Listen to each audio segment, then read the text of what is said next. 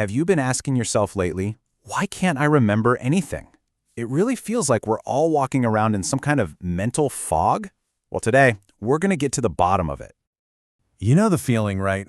You walk into a room and completely blank on why you're there. Or you're searching everywhere for your glasses, only to find them right on top of your head. It's that nagging brain fog. If you're nodding along right now, trust me, you are in very good company. Our brains are just swamped. They are being bombarded nonstop with information from all our devices. And because we're all trying to multitask, our brains never get a quiet second to actually hit the save button on a memory to begin with. But here's the thing, that constant digital distraction, that's only one piece of a much, much bigger puzzle. It's really a symptom of the chronic stress that comes with modern life, and it's having a real, physical effect on our brains. See, that constant pressure, the work deadlines, the bills, the traffic, it isn't just putting you in a bad mood. It's kicking off a full-blown chemical reaction. And that reaction is happening right inside your head with some potentially really damaging results. Okay, so let's dive into the science here. What exactly happens inside our brains when we are dealing with stress day in and day out? It's a chain reaction, really. Your brain senses a threat. It could be a looming deadline or just an unexpected bill, and it slams the panic button. This turns on something called the HPA axis. Just think of it as your brain's emergency alarm system. This system then floods your body with the stress hormone cortisol, and over time, that cortisol can directly harm the part of your brain that's in charge of memory.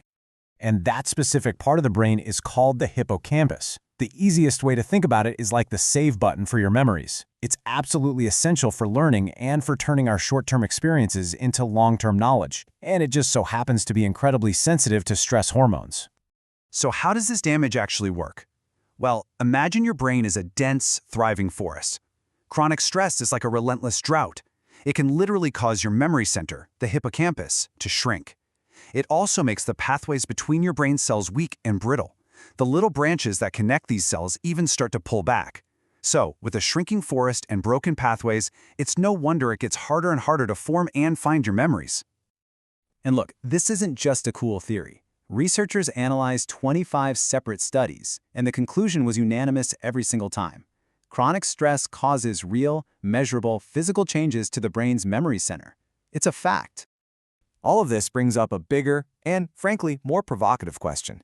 If our modern lives are physically changing our brains, could the severe memory loss we see in dementia actually be a modern phenomenon? The contrast here is just staggering.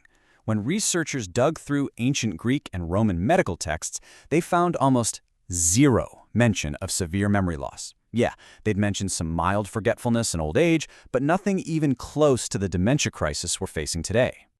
To see if this idea holds up, researchers studied the Timane people in the Bolivian Amazon. They live a pre-industrial life. They're physically active. They don't have our chronic modern stressors. So, what's their rate of dementia? It is just 1%. 1. Now let's put that in perspective. The Timane dementia rate is 1%. For people over 65 in the United States, it's 11%. That is a massive gap. The evidence is pretty overwhelming. Something about our modern environment is driving this. So the big takeaway is this. Devastating diseases like Alzheimer's might not be an inevitable part of growing old. The evidence really suggests they could be a product of our sedentary, high-stress, and polluted modern world. Okay, I know that was all a bit heavy, but here's the good news. We are not powerless. So how do we start to fight back and reclaim our memory?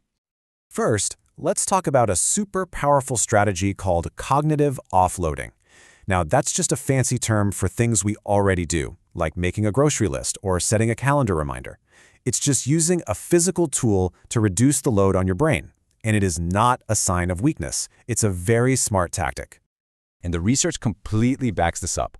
A study from 2020 confirmed that cognitive offloading is a powerful strategy for everyone. It doesn't matter if you think your memory is great or terrible. It helps across the board.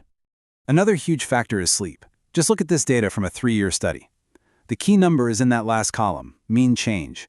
The people sleeping less than 6 hours a night saw their cognitive scores drop by almost 8 points. For those getting enough sleep, the drop was less than 3. The impact is absolutely undeniable. And the best part is that many of the root causes of memory issues are actually reversible. We're talking about things like chronic sleep deprivation, a simple vitamin B12 deficiency, major depression, and of course, unmanaged chronic stress. These are all things that can be identified and treated. So here's what it all boils down to. The challenges are real, for sure, but you have so much more power than you think to manage your stress, to improve your habits, and to actively protect your brain for the long haul. So we're left with a really crucial question. We know our world is changing our brains. The question is no longer if it's happening, but what are you going to do about it? How will you protect yours?